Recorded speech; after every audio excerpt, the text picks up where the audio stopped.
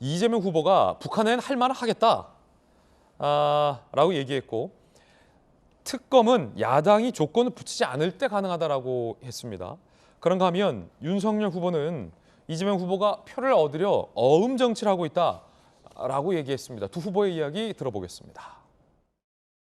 북한에 대해서도 할 말을 하겠다. 굴욕적이라는 비난을 받지 않도록 좀 단단하게 하겠다. 과도한 행동을 하면 상응하는 조치가 있어야 되겠죠. 특검을 조건 걸지 말고 또 대상을 제한하지 말고 근데 이재명 해당 부만 하자 이런 거 하지 말고 지금 하든 근데 가능하면 빨리 하자. 저는 빨리 혐의를 벗고 싶습니다. 대신에 특정 부분을 특정 조건으로 이런 건 붙이지 않아야 합의가 가능할 거다.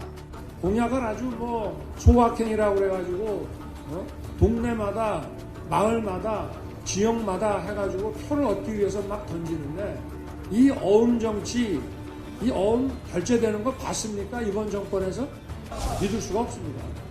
그도 어음입니다. 지금 이 민주당은 입으로만 성설특검 얘기하고 대장동 범인이기 때문에 안 받는 거 아닙니까? 자기들이 또 조건을 달더라고요. 이 특검도 받지 못하는 그래서 제가 이거는 확정적 중범죄라고 표현한 겁니다. 이런 사람 대통령으로 내세워 되겠습니까? 자, 이 두 후보가 이제 대선이 가까울수록 치열하게 날을 세우고 있습니다. 서로가 서로를 향해서 특검을 안 받고 있다라고 공을 돌리고 있는 발언도 확인할 수 있었습니다. 자, 그런가 하면 이 윤석열 후보가 대장동에서 얻은 돈 대선 때 안 쓰겠냐라는 문제 제기를 했습니다. 그리고 안철수 후보는 30년 전 투자 종목도 기억하면서 함께 출장 간 직원은 모른다는 게 말이 안 된다라고 꼬집었는데 요 두 후보의 이야기 듣고 나서 또 이에 대한 이재명 후보의 발언도 들어보도록 하겠습니다. 먼저 윤석열 후보 이야기입니다. 전과 4번까지는 저는 과거의 실수라고 이해할 수 있습니다만은 이 중범죄로 얻은 이 돈 가지고 이거 대통령 만드는데 안 쓰겠습니까? 삼척동자도 다 아는 얘기 아니에요? 그렇게 오래 해외여행도 같이 갔는데 글쎄요. 모르는 사람이면 어떡합니까? 거의 한 30년 전에 투자했던 걸 세세하게 기억하고 맞아요. 계시더라고요. 큰 돈을 그래서 잡으셨다고. 네. 굉장히 기억력이 좋으신 분이구나. 김수현 교수님, 일단 대장동 관련해서 윤석열 후보와 안철수 후보는 이재명 후보의 기존의 발언, 김문기 초장에 대해서 잘 기억이 안 난다라는 이재명 후보의 이 발언을 안 믿는 분위기네요. 그렇죠. 이제 그 안철수 후보 같은 경우에는 이제 무슨 얘기를 했냐면 얼마 전에 이재명 후보가 한 경제 유튜브 채널에 나와서 자기가 30년 전에 이제 투자했던 경험들을 이제 이야기했거든요. 저도 그 방송을 봤습니다. 그런데 굉장히 자세하고 그 종목이나 시기, 어떻게 투자가 이루어졌고 이런 것들을 워낙 자세하게 꼼꼼하게 기억해서 이야기하다 보니까 30년 전의 일도 그렇게 분명하게 기억을 했는데 어떻게 얼마 전에 있었던 그런 대장동 의혹과 그로 인해서 김문기 처장이 극단적 선택을 한 것에 대해서 그분을 전혀 모른다, 인지하지도 못했다라고 말할 수가 있느냐 이렇게 이제 반론을 편 것이죠. 사실 저도 좀 의아하긴 했습니다. 어쨌든 물론 산하기관의 부하 직원을 일일이 다 기억할 수는 없고 표창장을 줬다는 이유만으로도 저도 기억할 수 없다고 봅니다. 워낙에 수백 건씩 표창장을 주다 보니까 그런데 한 10박 정도를 함께하는 해외 출장을 같이 다니게 되면은 통상적으로는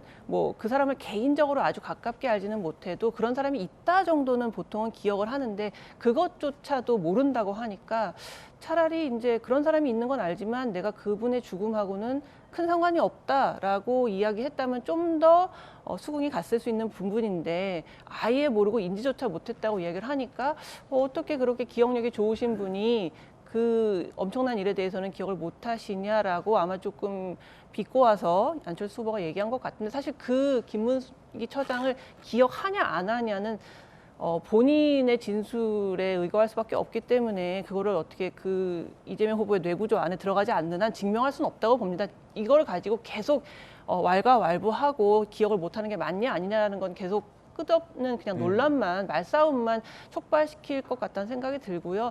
다만 이 대장동 특검과 관련해서는 어쨌든 이 의혹 자체가 이재명 후보의 어떤 연루설로 촉발된 만큼 민주당 쪽에서도 너무 본인에게 유리한 것보다는 상대방이 원하는 방식으로 들어주는 것이 오히려 특검 결과가 나왔을 때도 예. 이렇게 당신들이 원하는 방식으로 특검을 했는데도 무죄다, 굉장히 깨끗하다, 아무 일이 없었다라고 얘기해야 민주당 입장에서도 훨씬 더 강력한 어떤 지지를 받을 수 있는 거 아, 아니겠습니까? 그렇군요. 자신 없다면, 진짜 혐의가 없다면 야당 요구하는 대로 특검을 받아도 안 나올 것 아니냐. 근데 당초 얘기했던 것이 이제 고발사주 특검이랑 이 대장동 예. 특검을 쌍특검으로 하자고 얘기했었잖아요. 제 생각에는 고발사주 특검 같은 경우는 민주당이 원하는 대로, 대장동 같은 경우에는 국민의힘이 원하는 대로 이런 방식으로 특검이 이루어진다면, 서로 깨끗하다면 이게 훨씬 더 낱낱이 밝힐 수 있고 그 좋은 결과에 생각이군요. 대해서도 수긍할 예. 수 있을 거 아닙니까? 하지만 이렇게 유리한 방식으로 서로. 특검을 하려고 하다 보면 결과가 나와도 수긍하지 못하는 상황이 되기 때문에 차라리 좀 이 부분은 민주당이 좀 더 양보를 하는 게 맞지 않을까? 그것이 더 국민들에게 세세한 사실들을 알 수 있게 해주지 않을까 하는 생각이 듭니다. 예, 김수현 교수님 견해 들어봤습니다.